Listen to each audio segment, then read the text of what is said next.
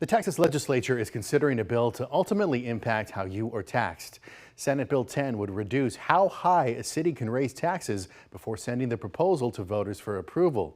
But city leaders in Georgetown say this could come at a cost, like funding emergency services. KXAN's Kevin Bosker dives into the concerns.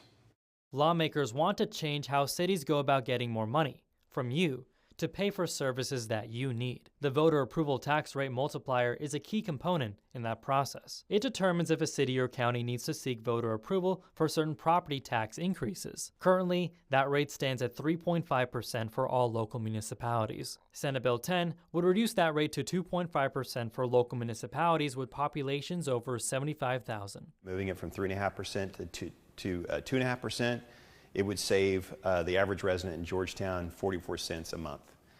It would impact the city of Georgetown by several $100,000 a year. Georgetown City Manager David Morgan says reducing the rate could result in the city to go to voters for basic needs, like hiring first responders. Just know that it costs about $100,000 for us to have an election.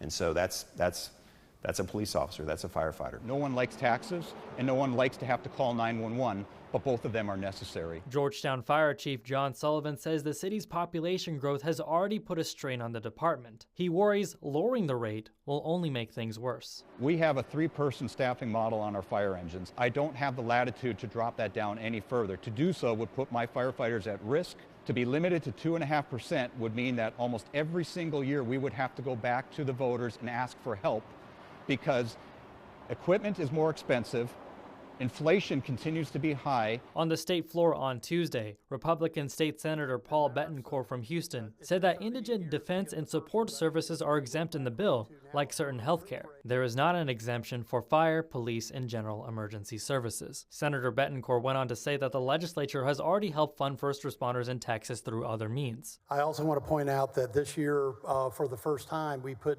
$90 million into rural ambulances, $331 million into sheriff's departments. If funding is restricted at 2.5%, I apologize in advance if I'm not able to meet your expectations, but we will do our best. Kevin Bosker, KXAN News. And Senate Bill 10 passed through the Senate yesterday. On the House side, it's been referred to committee.